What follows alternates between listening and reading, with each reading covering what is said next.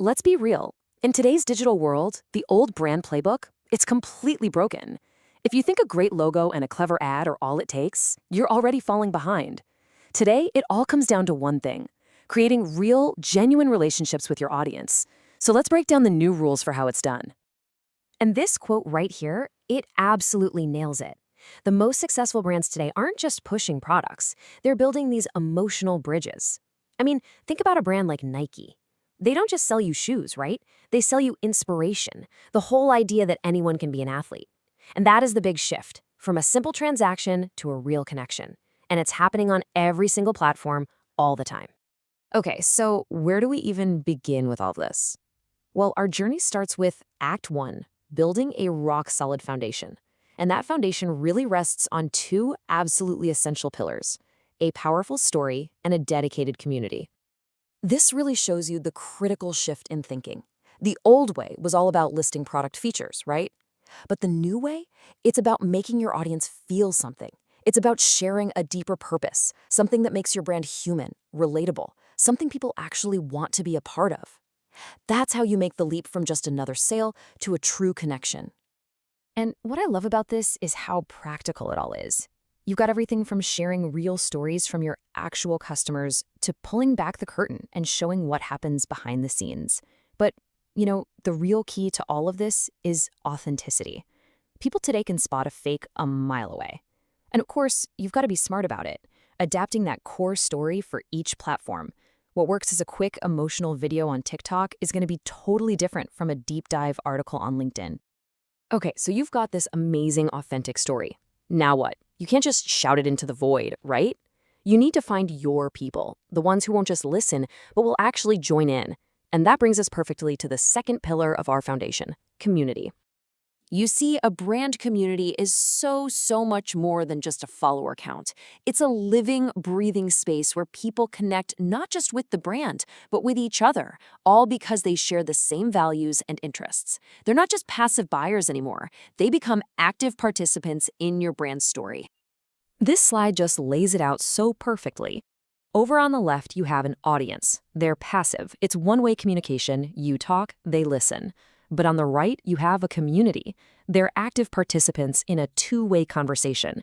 An audience follows you, but a community feels like they belong with you.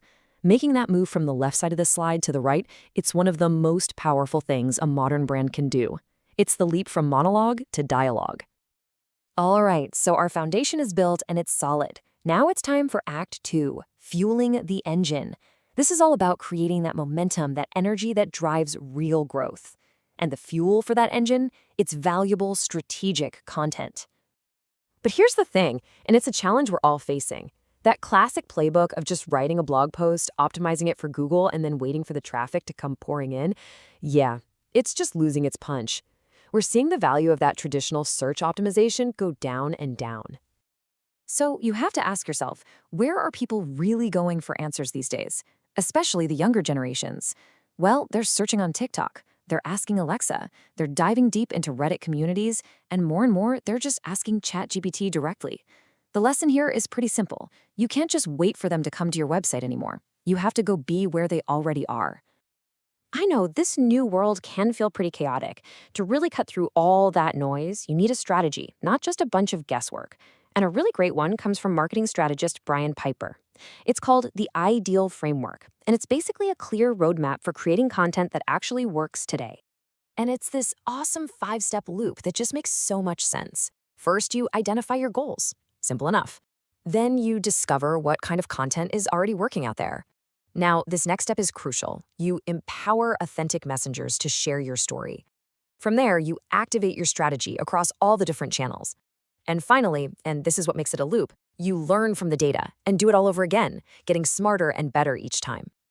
And this quote from Brian Piper himself really hits on the heart of that third step: empower.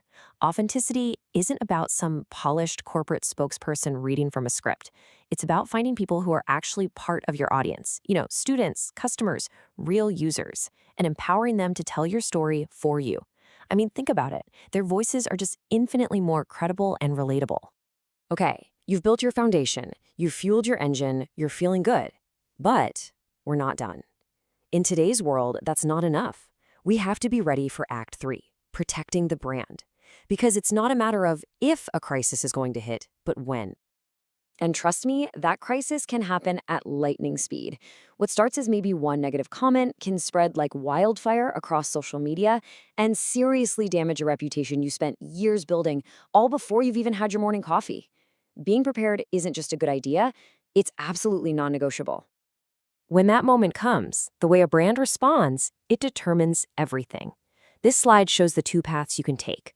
On the left, you've got the proactive response, the gold standard, Tylenol back in 1982. They acknowledged the problem, they were totally transparent, and they actually rebuilt even stronger trust. Then on the right, you have the reactive disaster, like the Carta CEO crisis, where blaming others just created confusion and made everything so much worse. The path you choose makes all the difference. So here's the bottom line, the most important takeaway. You can't be making this up as you go. You don't want to be figuring out your strategy in the middle of a storm. The difference between just surviving a crisis and actually thriving through it is having a clear, structured playbook ready to go before you ever need it. And that playbook, really, it all comes down to 3 simple phases. First is the pre-crisis. This is where you do the hard work. You plan, you run drills, you figure out your risks before anything bad happens. Then there's the response phase. This is go time. You act fast and you communicate clearly. And finally, you have the post-crisis phase, which is all about recovering and, most importantly, learning from what happened so you're even stronger next time. So let's leave it with this one final thought. Right now, as you're listening to this, conversations are happening online that are shaping your brand's narrative. The real question is, are you going to just be a passive observer of that story, or are you going to be the one writing it? By building your foundation, fueling it with authentic content, and protecting it with a plan, you get to be the author.